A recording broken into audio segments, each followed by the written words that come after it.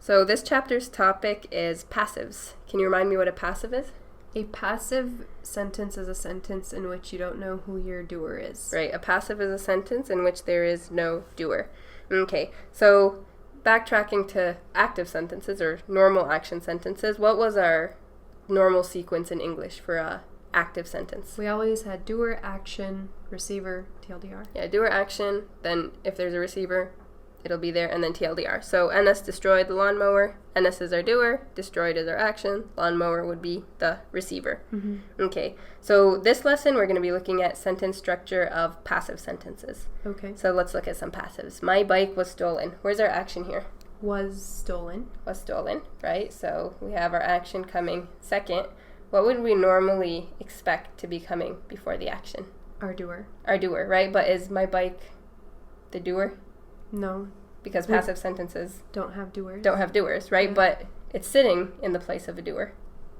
Because right? it's coming first. Because it's coming first, right? So sequentially, it kind of looks like it's acting like the doer because it's sitting in the place where we'd normally expect our doer to be sitting. It stole its seat. Yeah, it stole the doer's seat, right? Mm-hmm. So actually the parts of a passive sentence are what we call a substitute doer, a subdoer, and a passive action. So we call it the substitute doers because it's not actually a doer, Mm-hmm. but it's sitting in the place of it. It looks like a doer because it's sitting in a doer's seat. Yeah, it's kind of like an imposter doer, right? It's not doing anything. I like imposter doer better than substitute doer. You can call it imposter doer, whatever floats your boat, right? So it's sitting in the seat of a doer, but it's not actually a doer. So Okay. it's the substitute doer or the imposter doer. Okay. So the parts of a passive sentence are your passive action, your substitute doer, and sometimes receiver. Okay. Okay, the lawnmower was destroyed. Where's our action here? Was destroyed. Was destroyed is our passive action. And then what are we going to call the lawnmower? It's going to be our substitute or imposter doer. Yeah, because it's sitting in the doer's seat, right? It's coming first sequentially, but it's not actually doing anything. Right. It's not the doer. So that's our substitute doer. Okay, the ball was dropped. Was dropped is our action. That's a Uh-huh. passive action. Good, that's our passive action. And then the ball is our imposter doer or substitute doer Uh-huh. because it's sitting in the doer's spot. Good. Her cake was eaten. So was eaten is our action. Mm-hmm. It's a passive action. Uh-huh. And then so her cake is a substitute doer because it's sitting in the doer's spot. Right, it's before the action sitting in the doer spot. So that's the English, right? Mm-hmm. In English, we use sequence, right? We know that there's always a set sequence. Doer, action, receiver. Right. What about Arabic? How did we figure out what the doer was?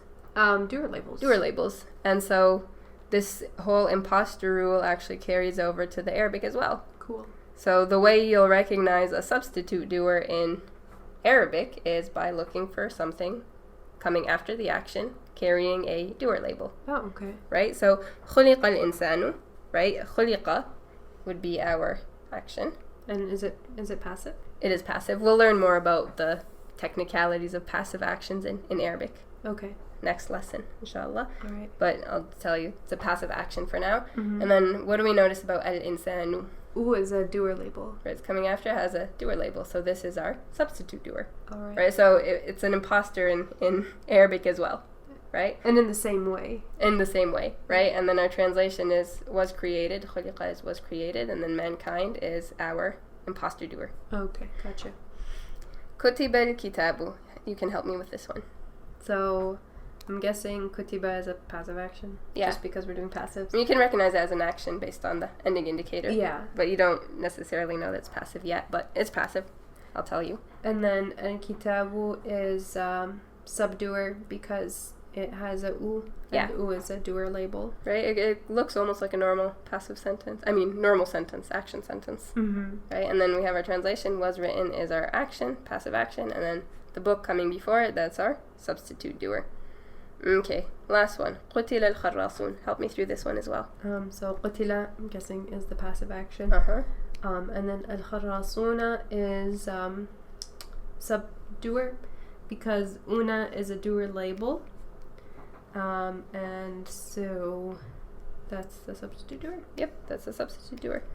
So Sentence structure for passives, we have our passive action, which we'll learn more about soon. And then we have a substitute doer. And why do we call it substitute doer or imposter doer? Because it looks just like a doer. It sits in the doer's spot in English, and it wears a doer label in Arabic. But it's not actually doing the action. Exactly. It's not actually doing the action. So it looks like one, but it doesn't act like one. So it's an imposter doer.